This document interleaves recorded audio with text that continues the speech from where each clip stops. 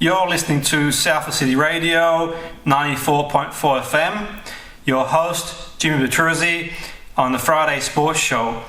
We bring you all the news from the local area and around the world, and we give you some interesting perspectives and insights of different professions in sport and fitness around the area and around the world, with the aim to inspire people to get involved in sport as a participant, as a volunteer, or just getting involved in general, or even passively taking an interest and building this strong community we've got. We're very fortunate in this area to have some great sporting establishments in and around the area, and a fantastic community to go with that. And we're very fortunate we get to interview people on this show, world-class athletes, footballers, coaches.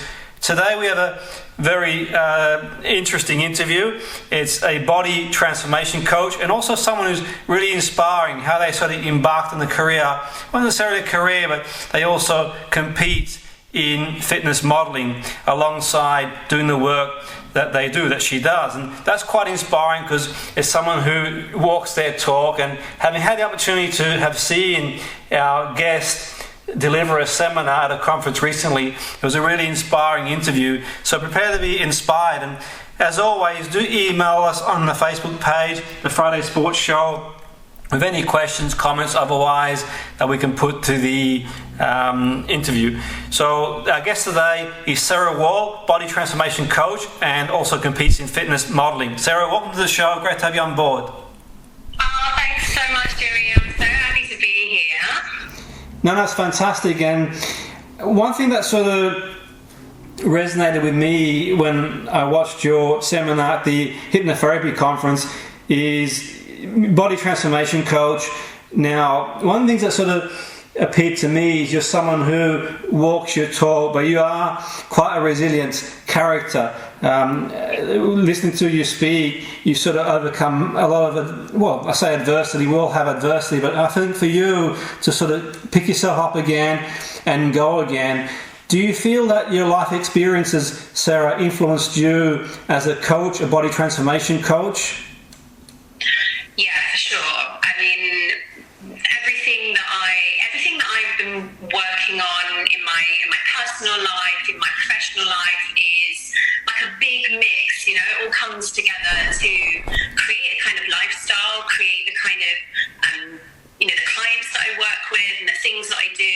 I don't really see it as a job anymore. It's just who I am and what I do. So yeah, thanks. It's great that people recognise the walking your talk part as well. I think when you have this kind of profession, I think it's really important.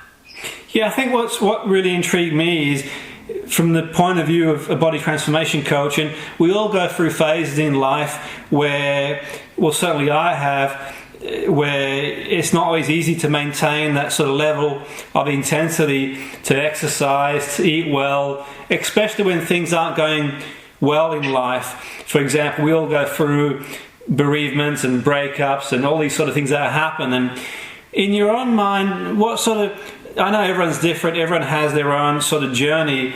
Do you find that people come to see you generally at a point in their life where they sort of hit that rock bottom, where things have spiraled out of control and looking for someone to sort of help them out to get things back on track? That's a really interesting question, Jimmy.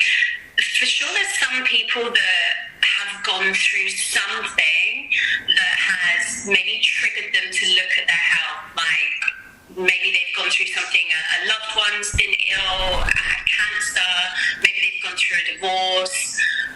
There's usually something at some point that's kind of triggered them to wake up to the fact that they're not where they want to be with their body, they're not where they want to be with their health and their fitness, and they're just beginning to understand that it's not just about the body, but also it's about, what's going on in their head, what's going on in their mind. And that, for me, is, my background as a hypnotherapist, as a psychotherapist, that's the kind of really juicy bit that I love to help people kind of overcome.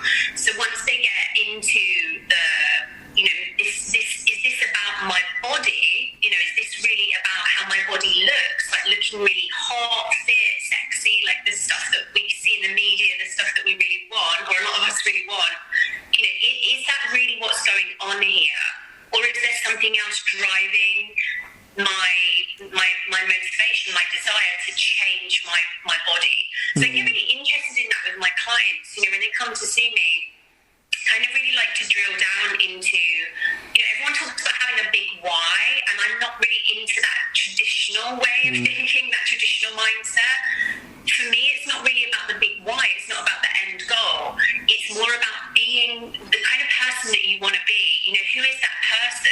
that takes care of themselves? Who is that person that has a really healthy, fit body?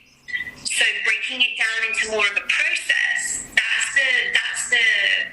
for me, that's the magic. That's where the magic happens, not in having your end goal and knowing kind of why you want to do it. It's actually like falling in love with the process and making it part of who you are. You're kind of a new identity for people. No, absolutely. That's really interesting stuff. And something sort of resonated when you said that. Many years ago, when I sort of went back into football as a performance coach, I'd taken a few years out and went into the wilderness, so to speak. And when I say the wilderness, I'm referring to I did distance myself from sport and amongst other things. And one of the reasons was because I couldn't compete anymore through injury at the level I wanted to.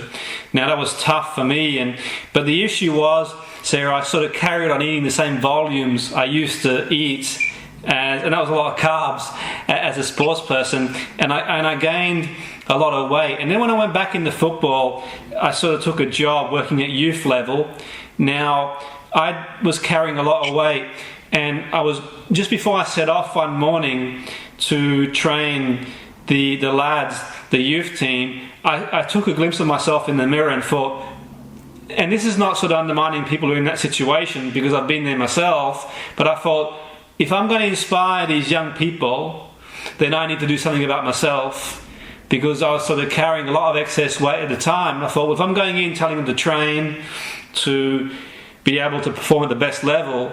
Now, I'm not saying people can't do it otherwise. I just felt, for me personally, there was something inside me telling me that I need to get myself back on track. So what you said really resonated for me in terms of how it's not just about a why, it's about our own identity, how we sort of feel about ourselves. Now, for me, there was an underlying feeling. It wasn't just about the food, it was about how I felt about myself and how I struggled to develop and overcome some of the barriers I had and the issues I had of not being able to participate in sport at the level I wanted to. Do you find sometimes that it's not just about the food, it's about our connection to food, how we relate to food, how we relate to exercise and all those sort of things? Or what are your thoughts on that? Yeah, I think everything stems from, who you're being and this identity issue, because, my history with sport was, like most kids, I was a kind of, a normal kid. I ate normal food, I wasn't an overweight kid, and I liked dance, I liked gymnastics. I was kind of, quite a sporty kid, like an average sporty kid. And then for me, what kind of became a bit of a crisis point for me with my body was when I went through puberty. So as a woman, as a young woman, when my body started to change, all of a sudden, I just didn't feel like I fitted in the gymnastics whole, wearing a leotard, literally just a skin-tight leotard, when my body was going through all these changes. And that was kind of, obviously I didn't recognize it at the time, but that was the beginning in the shift of my identity, of feeling like I didn't belong in sport anymore. And that began to spiral, the effect of, my body doesn't look like a kind of sporty body. And then I as I went through my teenage years and I carried on, through high school, through grammar school, I ended up having this really negative association with sport. I ended up, believing that I was just not a sporty person, and I was that kid that was the last to be picked on the netball team. No one wanted me to be in their hockey team, and it was a really, it was quite a strict all-girls school, and a lot of the girls in the school were really sporty. A lot of them went on to, even to become quite pros. Some of them went into sporting stuff and became pros in what they did. So I retreated really into, I had a lot of kind of black and white thinking, a lot of all or nothing thinking, and it was like, if I'm not going to be that sporty girl anymore, if I'm not going to be that gymnast, that dancer, I'm just going to completely neglect that side of my life. So I put on a lot of weight, I became, really quite plump, and obviously the more I ate and the less exercise I did, the worse I felt about myself and about my body. I felt more tired, I felt heavier, my hormones were out of whack. So that carried carried on for me for a long time, and it wasn't until I was in my kind of early 20s, my mid-20s, and by then, you know, I was suffering from a lot of emotional issues as well, like panic attacks, and you know, I just didn't have a grip on my emotional health or my physical health, so it was really a bit of a low point. But what changed for me is when I was pregnant, and I had a big trauma in my life, and my husband had walked out on me, and there was a lot of stuff happening. My corporate job hadn't treated me very well when I was pregnant. But what happened was, because I was pregnant, it was like a bit of a saving grace, because I couldn't use alcohol, I couldn't use food, I couldn't use drugs, I couldn't use a lot of the things that I'd been relying on, you know, for probably like the last 10 years before that, to change my state, you know, to change my mood, to manage my emotional world. So all of a sudden, you know, I was faced with, you know, this baby, this pregnancy, and it was a wake-up call of, what do I do now? I can't go and party. I can't, you know, I don't want to eat rubbish food, because I'm responsible for this human being inside of me that's got no choice in what I'm putting in my mouth. So for me, it was like that was the beginning of my understanding of how I had created this idea of myself and my body around who I was and what I was, who I was and who I wasn't. Does that make sense to me? No, absolutely, and that's, you know, really powerful stuff. And I think what's really interesting there is that you sort of mentioned your own journey. You've been, you know, refreshingly honest and open about your experience, and that was one thing that sort of dawned on me on the seminar. You sort of put it out there in the sense that there are people who sort of portray this image. And I think one thing that you certainly did, and I think one thing that will inspire the listeners, is that you mentioned your journey about your own trials and tribulations through work, and obviously being faced with a challenge in your own personal life. And I think under a lot of circumstances, people obviously would struggle in those situations, but you seem to sort of grow in strength, and, you know, hopefully that can inspire some people to think, well, you know, if I can just get myself in the position where I'm focused and find the way to... Now, one of the, I guess you could say, if you want to call it an advantage, you've got a lot of knowledge around personal development. Now, I'm not suggesting that people need to have that knowledge, but certainly you had that with resilience, and that sort of went a long way. Now, see, from the outside looking in, Sarah, people will see you as a fitness model and think, okay, they've got this perception. Now, that might be my own blinkers, but equally, I'm well aware there's people that sort of think fitness model and so on and so forth. Now, to me, it seems that you sort of found your place in that arena to be able to sort of channel your sort of focus and sort of keep you going and keep you motivated. Now, I think it'd be interesting to sort of dispel some myths around fitness modeling perceptions people might have, because I see it as a way for people, like you mentioned earlier, who may not have a broad interest in competing in various sports, but they can sort of find their own niche. And also at the point of when you started competing as well, it's quite fascinating how you sort of found that drive to do that. Now, are you able to sort of share your sort of career in fitness modeling, how that sort of came about, and what that's brought to you and given to you as a person, and from the point of your identity? Can you give the listeners some insights into fitness modeling as well? Sure. Like, even when you're saying those words, you know, fitness models, sport, you know, they call them athletes. I remember going to my first athletes meeting.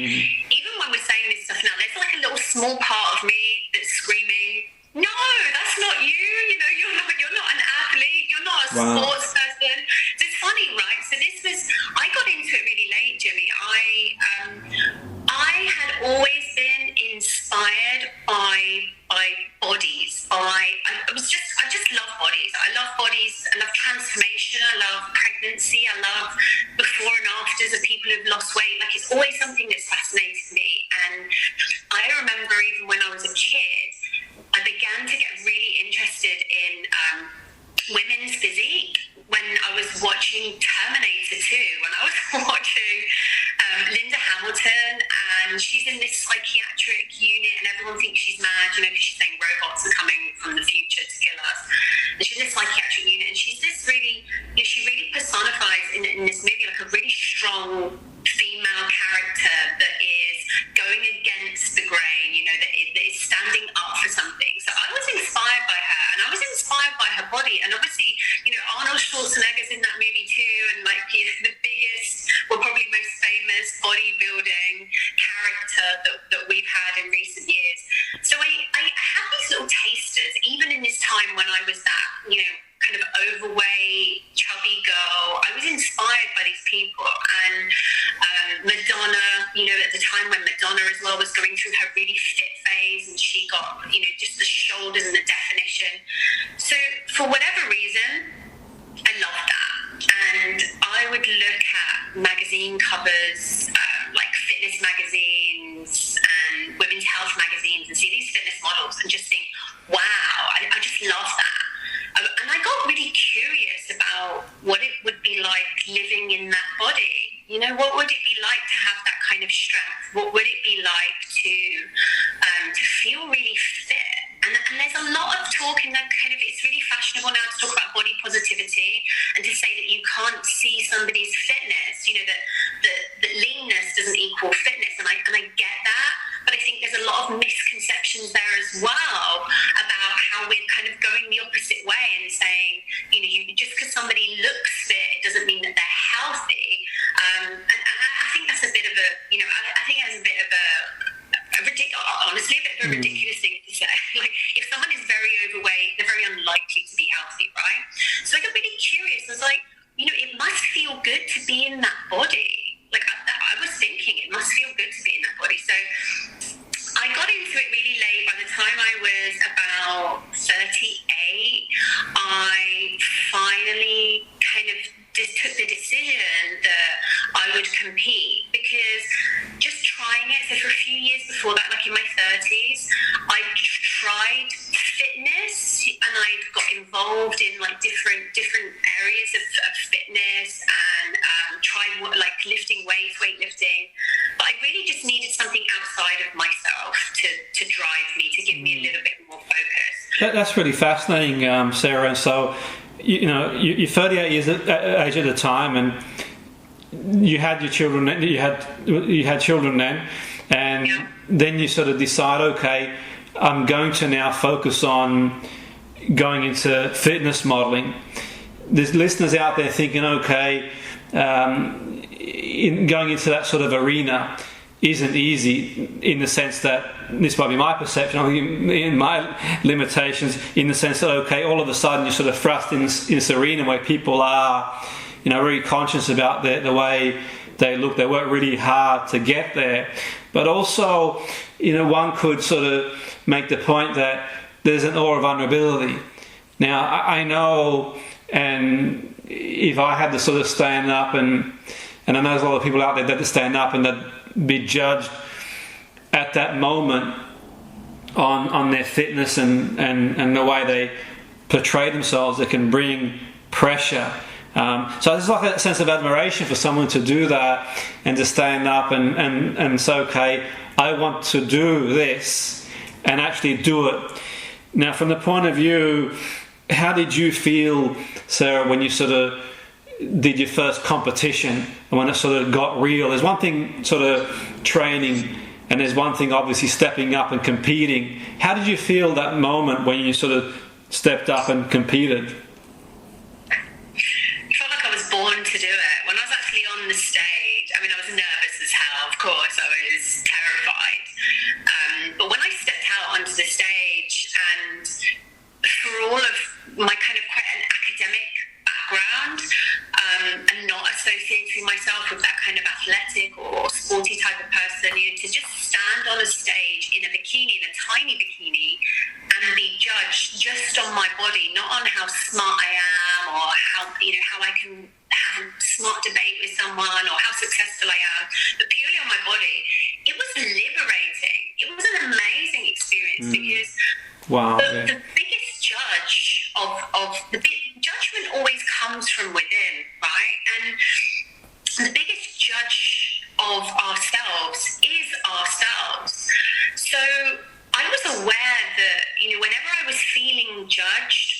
another person, it was just like a mirror of my own, just that was bringing out something that I was already judging myself on. Because if someone criticizes something or calls you out on something that you know not to be true, you don't really feel it. You might be annoyed that they've said something that isn't true about you, but if someone says something to you and it's not true, you just kind of go, that's not true, that's not me. Like if someone calls you out for being, I don't know, a messy person, not tidying up, you're like, no, I'm really organised, I always do the washing up. Or if someone calls you out on something and it triggers you, it's because you're internally, you're judging yourself. So how much had I judged my body for not being good enough, for not being healthy enough, for not working properly, even down to, women's stuff and around my hormones and my skin. Like, I have judged my body and criticized my body for almost every single thing it did. Having panic attacks, being someone that blushed easily. Like, there was a time I really hated, I had a lot of resistance about my body. It's like, why don't you work properly? Why don't you do the things you're doing, So to stand on a stage and own it and be judged on it felt liberating, because I had judged myself and critiqued myself in every single way possible before that moment. So this is like really stepping into it and enjoying it. I mean, it was an amazing feeling, especially when I saw my kids. My daughter was in the audience. That was wow for me. Yeah, that's really fascinating. I think that's fantastic that you lead by example, and children certainly see. And there's many variables in children's behaviour. Yet in saying that, one variable is certainly the parents and leading. And I use the analogy where if someone, for example, is a smoker and tells their children not to smoke, or it's going to be a lot more difficult to say that, where children do look and know that your children would have been really proud of you and stepping up, and they'll see that and it'll give them confidence. One thing that the listeners are probably thinking at the moment, and certainly in this day and age, Sarah, we're all well aware that there's so much information coming in from everywhere. Now, there's always been information coming in, but now we're faced with a lot more information coming in. That's probably down to sort of the mechanisms of social media and so on and so forth. And I use the analogy where years ago, Sarah, when I first started doing yoga as an athlete a long time ago, you'd turn up to the yoga class and people would be wearing just general clothes. I'd be wearing my tracksuit I had for the last 10 years type thing and a t-shirt. And I recommend yoga for a lot of people because I see the value in it from a mental point of view. But the point being is that sometimes I'm apprehensive about recommending yoga because the classes have changed. Now, I'm on social media myself, and sometimes I see on social media people, certainly in yoga, focusing more about how... And now, don't get me wrong, if they can make a living out of doing that and wearing designer labels, and fair play to them, but it's almost like it can be intimidating. Now, the point I'm making here is that there's a lot of pressure on young women, and young men too, by the way, to look and be a certain way, to be a certain size, and so on and so forth. And that can have negative consequences for some people, no doubt, for sure. Now, obviously, it's a sensitive area, and there's no two people the same, and you do what you do, and you've been successful at doing it, and I have every admiration for you and what you've done. But from the point of view of one thing I like about your story is that you seem to have been through that yourself, in the sense that you sort of put yourself through that torment about how you look and how you should look, but equally you kind of faced your terror. What would you say? I know it's not easy, and I'm not suggesting giving advice, but what would you sort of say to that younger self, and considering there's sort of teenagers out there that feel a sense of inadequacy about how they think they might not look, and so on and so forth, what would you say to your younger self going through that as a teenager now, Sarah? Is that maybe a little bit too deep? Or? No, I love the question. I have a teenage daughter myself, so when I was going going through preparing for my first competition, I faced some criticism. You know, I saw stuff, I'm quite vocal on social media, and I shared a lot of my journey, and I saw some criticism, some direct, some less direct. You know, look at this woman posing in, like, you know, in bikinis or skimpy underwear, and she's almost 40 and she's got kids. You know, a lot of people have a lot to say about that. And I actually, you know, I spent a lot of time talking to my daughter about, and it goes back to what I'm saying about the process, like doing the process for the sake of the process and what you learn from going through that journey, from that process, rather than just like the end result of standing on the stage. Because I think that, and I want to also get across that in this sport, in this industry, I have had the most incredible sisterhood, and even the men as well, all the men and women together. There's no sense of this competitiveness in the fact that you want to win, like you want to go home with a trophy. But everyone on that stage with you has worked so hard. No one is there by accident. No one just got out of bed and fell onto that stage. Everyone there has been through a process. So there's a level of honouring each other as women, as men as well, that you've put in hard work for this. And whatever your result is, however you look, you know, whether you've got big hips, whether you know, or for men, you know, like some men, they have the same issues as women. They might not be able to develop their pecs in the way that they want, or they might not be symmetrical. It doesn't even come down to the look. It comes down to the fact that you have got to the best version of you. And that was something that was really clear about with my daughter, is that, you know, I'm really interested in potential. I'm really interested in people fulfilling their potential in life. And in this case, for me, it was my body, because that was a metaphor for me. It was like, if I can get the best version of my body, what does that say to me about what I'm capable of in being the best me in other areas? So it's about being the best, but not being the best of everyone else. It's about being the best you. So for teenagers, for, you know, whether they're boys or girls, I'm not afraid of encouraging them to be their best. I'm not afraid of creating winners and losers. You know, again, it's quite fashionable in our society now to be PC, and at school it's like, no one's a winner. You all get a prize. Like that's just not, you know, that's just not the way life is. There are going to be, and I think it's okay. So I kind of try not to, like, I try not to deal with it in a delicate way. I'm very direct, and this is the kind of conversations that I had at home with my daughter and with her friends and with other people, is, you know, this is about my journey and me wanting to be my best and me stepping out there as the best version of me. And I'm not comparing myself to the best version of someone else. The only person you can compare yourself against is, you know, the previous version of you. So, sorry, Jimmy, your question, you know, what would I say to the younger version of myself? There's you know, there's so many things I would say to her. But I would, you know, going into the body, if you know, going into the resistance, rather than, I think when I was younger, every little bit of resistance I felt, I would try and run away from it. And I think that's how things happen, like, you know, like blushing, like panic attacks. They can often be caused by, we start to get a little hint of something we don't like, and we have so much resistance to it that it creates a bigger thing, right? So going into the things that made me feel uncomfortable, embracing resistance a little bit more, and going into the body. I mean, it sounds a bit deep, but going into the body and trusting the body to do its thing instead of feeling freaked out by what my body was doing. No, that's really interesting stuff, and from the point that sometimes that sort of self-conscientiousness where people can become self-conscious about, like you mentioned, about maybe their hips or whatever it might be that they're self-conscious about. And I suppose in one sense it's not easy.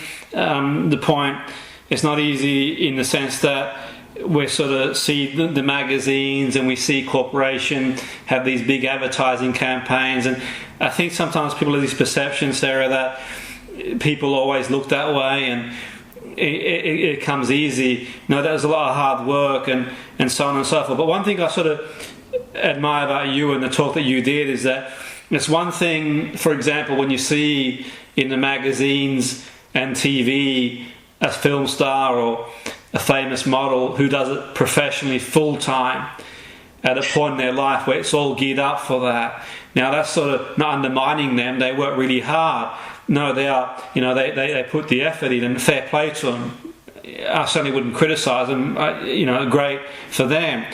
But the point of you doing it where you sort of have a work to do, you've got a job, you're a parent, there's so many other things that you do as well. And also, if we look at chronologically, when I was, say, 20-year-old, I could eat whatever I wanted to and I'd be fine.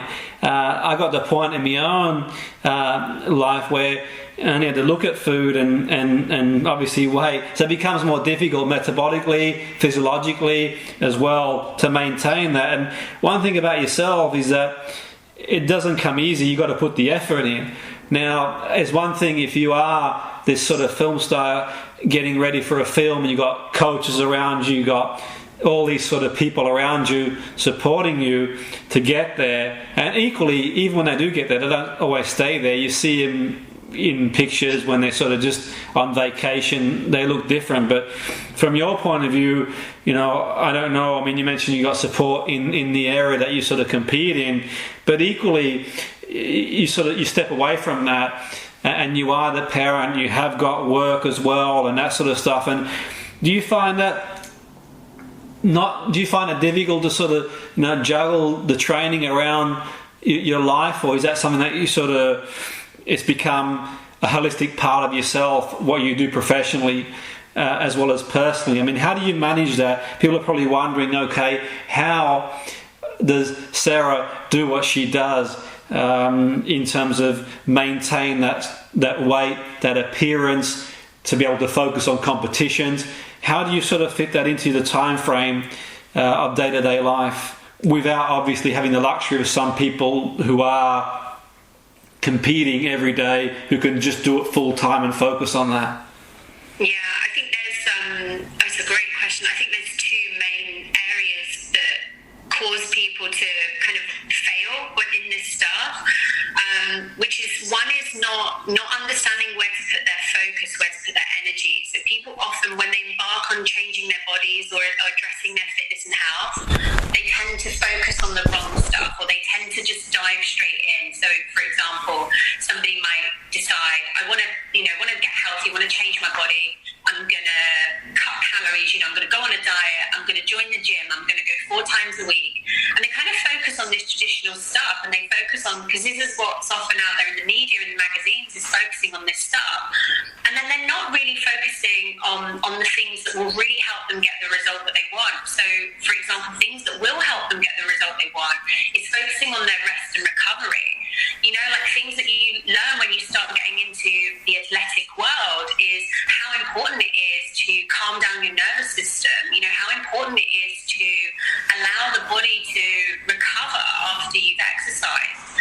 What happens inside the body physiologically, without getting too deep into it, too detailed, what happens with cortisol, what happens with stress hormones when we're feeling stressed, what happens when we're not sleeping well.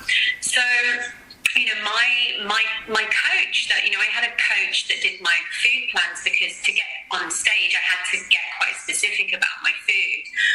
But most people don't need to go into that kind of detail, but, to compete, you do.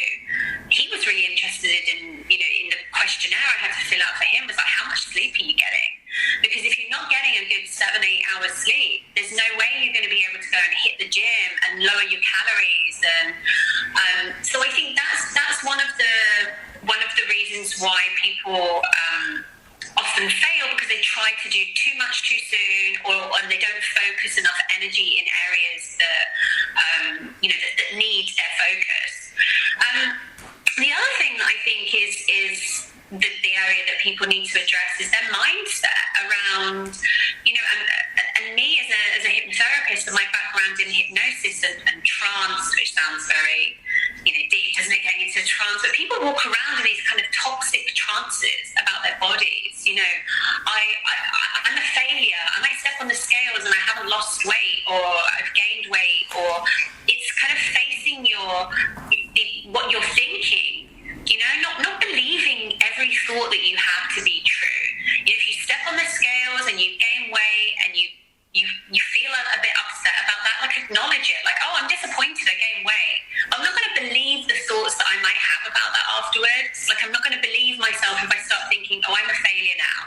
So when I was training for my competition, I became really, it was quite a spiritual process for me, because I became a real observer of my own thinking. I became, you know, I would catch myself walking down the street, any little thing that happened, I would begin thinking, that's it now, I can't compete.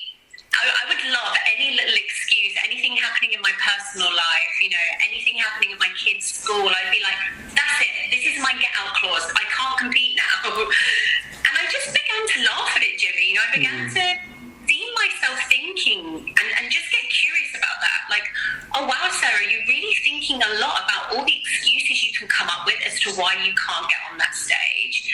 And I would do it anyway.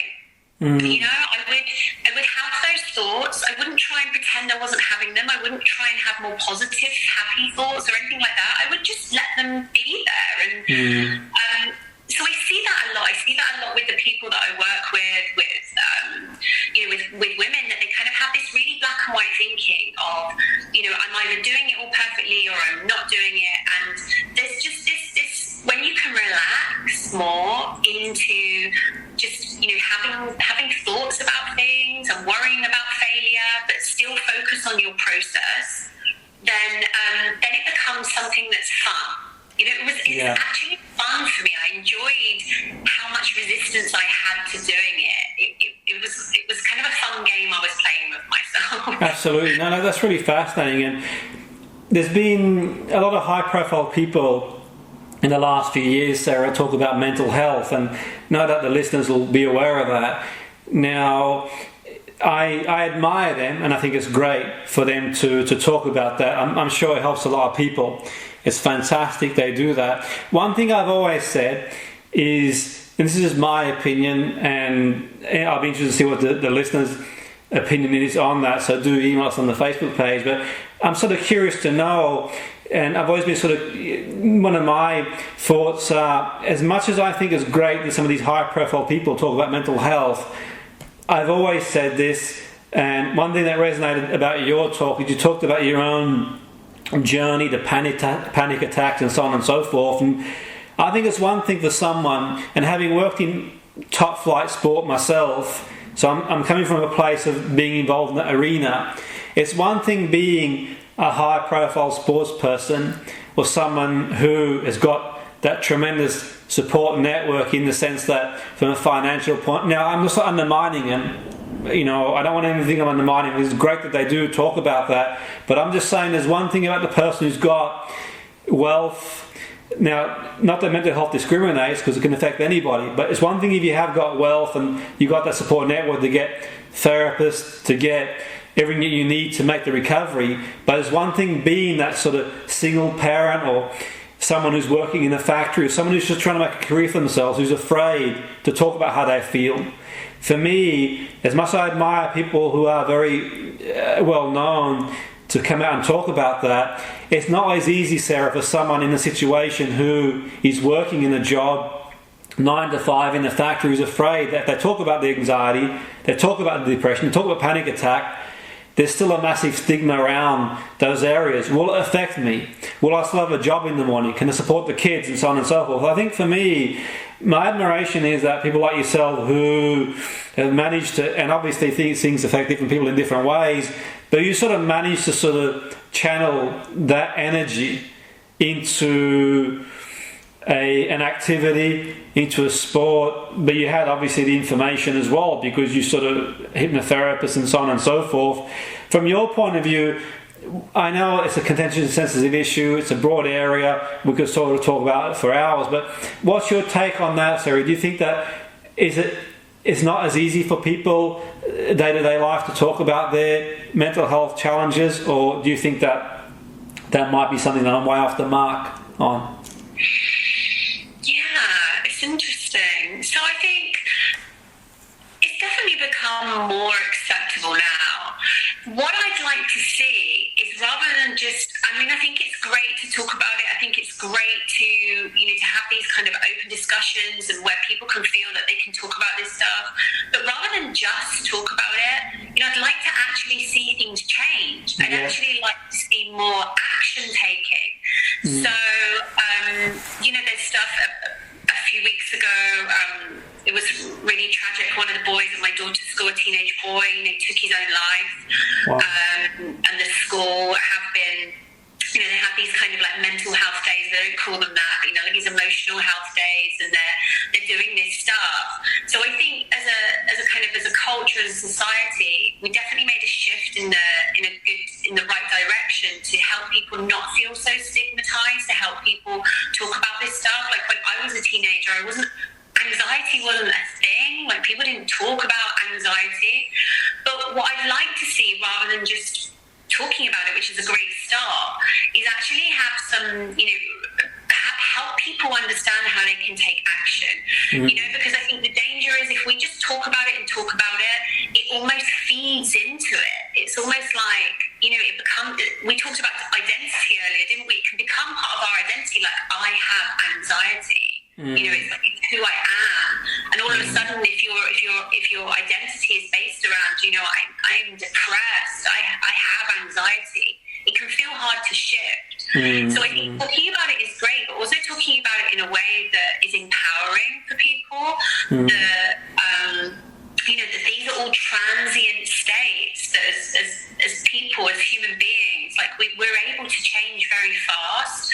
We're able to change our state very fast, and it doesn't mean that it should be fast. For some people, it can be a longer journey and that it's also never completely changed or completely gone. Like I still feel anxious. I still, I still have these feelings. I just understand myself better. So more understanding of the self, more understanding of our bodies. I wish they taught this stuff at school. The physiology of anxiety, the physiology of. Because when I never did any exercise, every time my heart raced, to me that was anxiety. And when I started going to the gym, I realized that this sounds so obvious, right? But it wasn't to me at the time. When I started going to the gym and my heart would race, I started realizing, this feels like anxiety. And then I started to make the connection of, if going to the gym and exercising feels like anxiety, what does that tell me about anxiety? Like, it's like the same. My body's doing the same thing. So the anxiety began to lose its power over me because I started to realize that actually it wasn't a unique thing that was happening. But my body's doing this stuff all the time. Absolutely. No, absolutely. And I think, certainly I don't think there's any simple solutions for complex issues from a broad scale, but certainly I think we've come a long way, and it's great to hear that they've got initiatives in schools. And I think the challenge is, certainly it affects different people in different ways. There's a spectrum of how it affects people, and it doesn't discriminate based on affluence, based on status, anything like that. Anyone can be affected. There's not that many pathways as to what might cause some of these conditions, and certainly I think that talking about it, maybe seeing the GP or clinician to just open some dialogue to start going forward can be a good place to start. But equally in saying that, I think one of the things that I think quite refreshing is your honesty and openness about your own journey. And I'm not implying it's going to people will take out of what they will. It's entirely up to them. I can only say what I took out of having watched you speak, thinking, okay, I've heard a lot of people who are at the very highest level and very well known in professional sport talk about their trials and tribulations and mental health, and I commend them for doing that. That's fantastic. Now, you've also had a great career, Sarah, and continue to have a great career, yet in saying that the pathway you took, and for you to be open about that, is more real, I think, to the general person every day who's thinking, okay, how can I open up about this? Because it's not always easy. The fear of being sort of judged, the fear of people not understanding the stigma, the fear of turning up to work one day and then finding an excuse to say, well, actually, you know what, we don't have a place for it. And I think the skills you use from a transformational point of view, quite useful and adaptable in other areas, because one could say delivering a presentation can present those feelings. One could say going for a job interview, changing job. There are many things that manifest those feelings that you've talked about, and I think that's a very transferable skill that you've managed to transfer in your profession very successfully and will continue to transfer successfully. Now, sort of focusing on your competing, which no doubt people are listening are thinking, okay, this is quite intriguing. We talked about the events that you compete in, and we talked about your ability to focus your energy. Do you have a routine that you use when you've got a competition coming up, Sarah? Do you sort of have this sort of pre-competition routine that you have, or do you just prepare for each competition based on its own merit? I find it really important that it becomes part of my life, and it doesn't become this kind of extra thing or this separate thing. So for me, being all of my prep for a competition, that's prepping my food, getting to the gym, it has to be part of my life, has to be part of who I am. If it's this separate thing, then it's always going to have this edge of, here I am living my life, now I have to go and do this thing. So I'll give you a couple of examples of that last year when I was building up to my competition, and people said things to me. So I was dating, right? And I'm a single mom running a business and doing this other stuff, and people said to me, like, Sarah, you shouldn't be dating. Like, how can you be going out and going to bars, restaurants, stuff like that when you're eating really strict food, you're not drinking any alcohol, really quite restrictive diet at this time. And for me, it wasn't going to be fun. It wasn't going to be, I wasn't going to be able to take on this new identity, as an athlete, as a figure athlete, unless it became part of me. So for me, it had to be integrated in my life. So I would go out on dates and I wouldn't drink any alcohol, which that was refreshing too. That was a really cool experience. And I never apologized for it, and I never made excuses for it, because it was just who I am in this moment. Preparing for competition, this is who I am. Don't drink alcohol. Go to restaurants and order, the closest thing I could get to my food prep, a nice steak, some broccoli. Like, you can get stuff anywhere. I think it's having a mindset where you are more open to what's possible than what's lacking. Mm-hmm. So, how can I make this possible for me, rather than going into it with, this is too hard, or this is... So then I was presenting as well at an event 5 days before I was getting on stage, and again, people said to me, you're not going to be able to do public speaking. Like, you really shouldn't be standing up in front of a room full of people. You're going to have brain fog. You're going to be really low on calories. You're going to be, you're not going to be able to do that. And I'm the kind of person, Jimmy, people say that you're not going to be able to do that, and it gives me that extra push. So I think not making it a separate thing, having it integrated into my life, talking about it with people, and so there wasn't, to answer your question, there wasn't any kind of special thing I did, or it was important to me that it felt natural, that it felt easy. I don't mean that it wasn't challenging, but it had to feel. It had to feel easy. It had to feel it had to flow. It couldn't just be this, now I'm done with my day job, now I'm going to the gym and I'm a different person. It just had to be part of who I am as a total person. Yeah, that's really interesting. So it's part of the identity. Absolutely, that certainly comes across. And let's say, from the point of view, say the listeners are probably wondering, now there's listeners out there that no doubt compete in this area themselves, and there's many that may not and may considering to go into fitness modeling. What's it like? I know it's hard to recreate the scenario for the listener in general, but what's it like going on stage? Sarah, describe what the experience is like to being on stage. What's the sort of feeling? What do you sort of see? What do you hear? What do you feel when you're up on stage competing?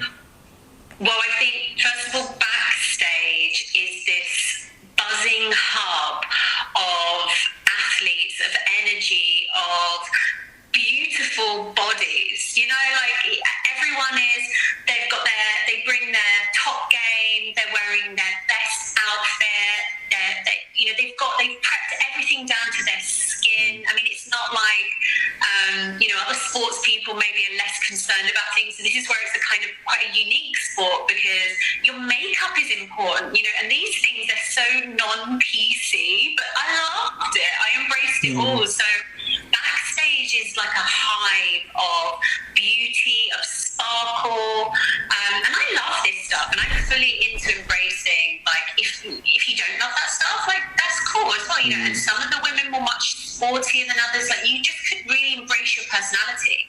So I designed my bikini, like, I chose the fabric, the design, the colours, everything.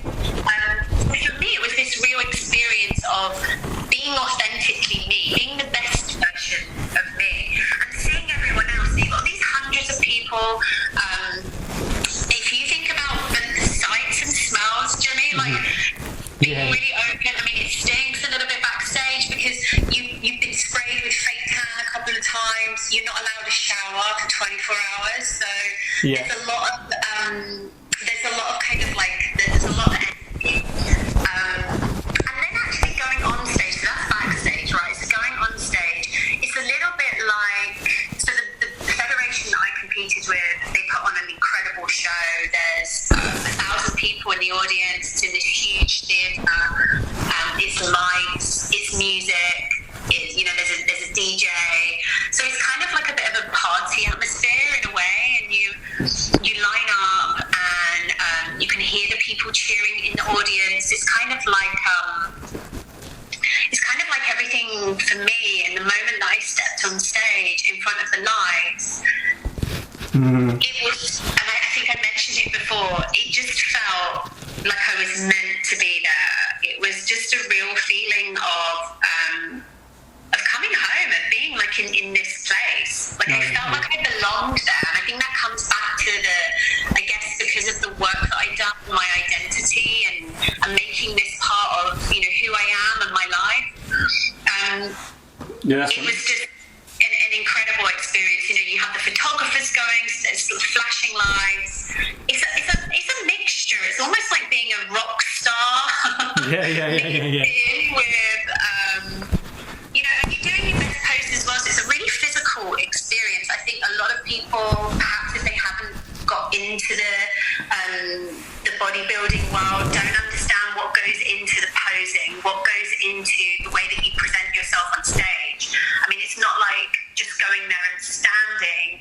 The work that go months and months and months of preparation. Like, it's about 50% of your performance, of the way that you're going to get scored in competition, is how you pose and how you move between poses and how you show your body. And that's really tiring, It's really it takes a lot of energy to make sure that you're getting into the right poses that really show off, the work that you've done. It's going to show off your body to its absolute best. No, that's fantastic. That's really fascinating insight, Sarah, into that world and what the experience is like. I think that's a really broad insight, and sort of gives the listeners an idea.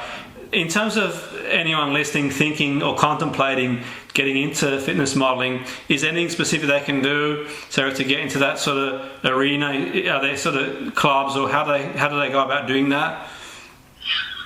Yeah, I think the first thing you really need to do is decide that you're going to do it.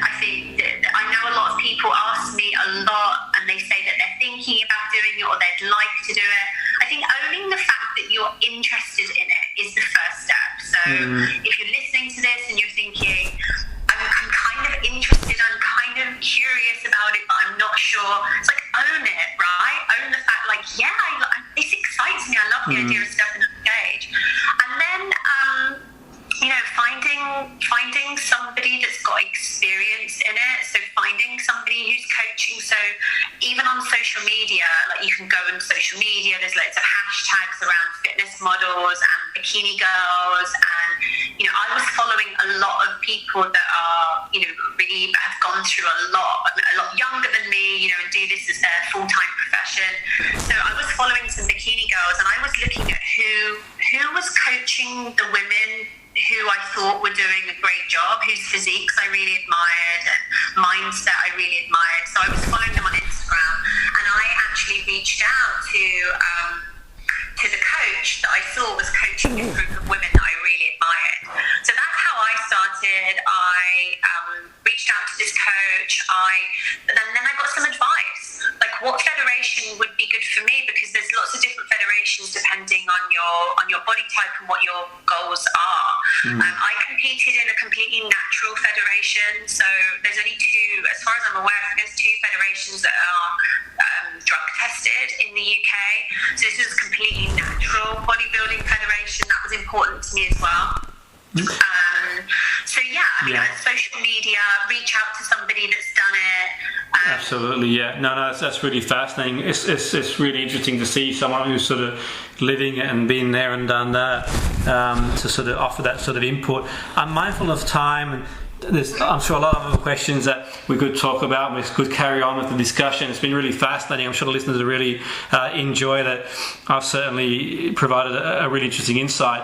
Is there any way, have you got a website yourself, Sarah? People can get in touch if they've got any questions. Do you have a website yourself? They can email me. So my email, can I give my email address? Absolutely, yeah. My email, they can send me an email to hello@sarahwall.co. That will reach me. I'm really, because I'm kind of so open about what I do, my social media is probably the best way. Either on Instagram or on Facebook, look me up, reach out. I post a lot of stuff. I really like being open and sharing what I'm going through and what I've been through. So if anyone finds me on social media, Facebook, Instagram, I think they can get a lot of good stuff there. Fantastic. It's been really fascinating and a pleasure interviewing you. I'm sure the listeners really enjoyed it. Sarah Wall, fitness model, body transformation coach on Salford City Radio, 94.4 FM with your host, Jimmy Petruzzi. Until next week, have a fantastic weekend. Same time, same place, 94.4 FM.